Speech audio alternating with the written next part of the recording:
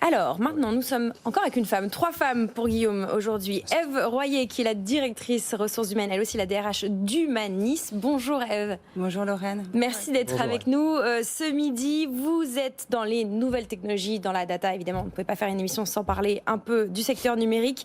Vous aidez vos clients dans l'exploitation de leurs données. Donnez-nous quelques exemples de clients ou de cas concrets pour qu'on comprenne. Donc, au niveau des clients, on travaille principalement avec des grands comptes, entre guillemets, que ce soit dans le secteur bancaire, dans l'industrie. Ça va être l'aéronautique, l'automobile, bien entendu, mais aussi l'assurance. Enfin, je dirais qu'aujourd'hui, l'exploitation de la data et des données touche l'ensemble des secteurs, puisque nous avons la chance d'être sur un marché extrêmement porteur et la transformation numérique touche l'ensemble des secteurs d'activité. Ça veut dire que ça s'est un peu plus bousculé au portillon ces derniers mois, Ève, quand vous l'avez senti quand même ou... Alors en fait, oui. on a eu en 2020, je pense qu'on a fait preuve d'énormément de résilience, puisque voilà, on a réussi à maintenir des taux d'activité importants. Oui. Mais dans fin d'année, en fait, nous avons eu la chance d'avoir de nouveaux contrats, des signatures clients qui se sont produites avec des projets d'envergure extrêmement importants. Ouais. Alors, projet d'envergure en France et en francophonie, j'ai envie de dire, puisque vous avez recruté ce midi avec nous partout en France, au Luxembourg et en Suisse. Alors, un mot sur votre groupe, vous êtes 3000 à peu près, et aujourd'hui, vous ouvrez 670 postes. Vous allez faire exploser nos compteurs, Ève. Donnez-nous quelques exemples de postes urgents à pourvoir chez vous, chez Humanis, dans les prochains jours, les prochaines semaines. Alors je dirais que notre cœur de métier, depuis toujours notre ADN, c'est la data. Donc on va rechercher des ingénieurs, ce qu'on appelle les data ingénieurs, les data scientists, qui sont des ingénieurs qui vont exploiter de manière massive les données et les rendre entre guillemets intelligentes. Donc être vecteur de sources de performance pour les entreprises et pour nos clients.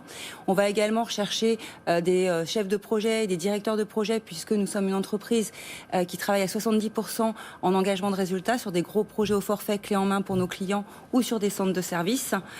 Nous allons également avoir des postes extrêmement importants en architecture, puisqu'aujourd'hui on est obligé d'accompagner nos clients aussi sur l'architecture, que ce soit logiciel, que ce soit réseau, donc pour pouvoir leur permettre de concevoir, de les aider à les conseiller.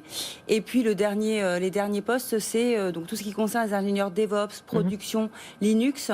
Nous avons remporté et signé un gros partenariat avec un client du secteur bancaire à la fin de cette année, et nous devons monter un centre de compétences pour l'aider à optimiser sa production informatique, avec plus de 100 ingénieurs qui vont travailler sur un projet de 4 ans pour ce client. Bon, on imagine une partie des 670 personnes vont être aiguillées sur ce client, sur ce projet.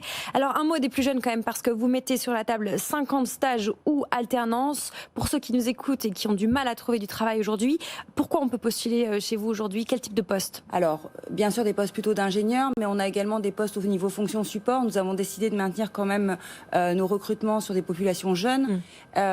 On a la chance d'avoir des centres de services, en fait, donc on peut les intégrer directement dans les projets, et ça c'est important. On les accompagne, on a des tuteurs qui ont l'habitude de le faire, et on souhaite poursuivre en fait ce recrutement et cette, je dirais, montée en compétences, parce que c'est important en effet pour ces jeunes de pouvoir accéder actuellement au marché du travail. Alors, je vais donner tout de suite les détails. Pour vous joindre, c'est très simple. Vous allez sur le site d'Humanis. Alors, pour ceux qui nous écoutent en podcast ou à la radio, c'est UMANIS. Vous pouvez directement aller sur le site humanis.com ou bien sur la page LinkedIn. On imagine que ces recrutements, ils sont plutôt urgents. Et on va glisser un mot aussi des 50 freelances que vous cherchez. Quels sont les postes sur lesquels vous cherchez des freelances? Alors, ça va être les mêmes postes aujourd'hui, peut-être avec des expertises un peu plus importantes. On est quand même sur un marché pénurique. On sait que malheureusement on manque d'ingénieurs en France, et de ce fait on s'ouvre aussi le champ des possibles. On va être sur des populations freelance en effet très expérimentées qui vont venir ponctuellement aider sur quelques missions sur lesquelles on a besoin d'avoir une expertise. Pour recruter, Laurent. Eh ben, je viens de le dire. Oui, c'est vrai, elle a dit. Poste à pourvoir partout en France, Luxembourg et Suisse. Oui, nous avons 23 implantations en France, donc on maille parfaitement le territoire français, et on a donc ce développement international que nous souhaitons poursuivre en Suisse, au Luxembourg en particulier. 670 postes à pourvoir, je crois qu'on est dans le haut du panier. Je vous dis bravo et merci surtout, Ève. Merci pour celles et ceux qui nous écoutent. Merci à vous pour votre invitation. Et qu'on souhaite évidemment vous voir rejoindre vos rangs très rapidement. Merci de venir nous voir. Ève Royer, directrice DRH d'Humanis avec nous sur BFM Business. Voilà, c'est terminé pour aujourd'hui. Demain, Déjà, on a mis 688 postes sur le marché aujourd'hui. Ouais, faisons notre petit décompte pour faire plaisir à notre auditeur qui nous a suggéré cette bonne idée.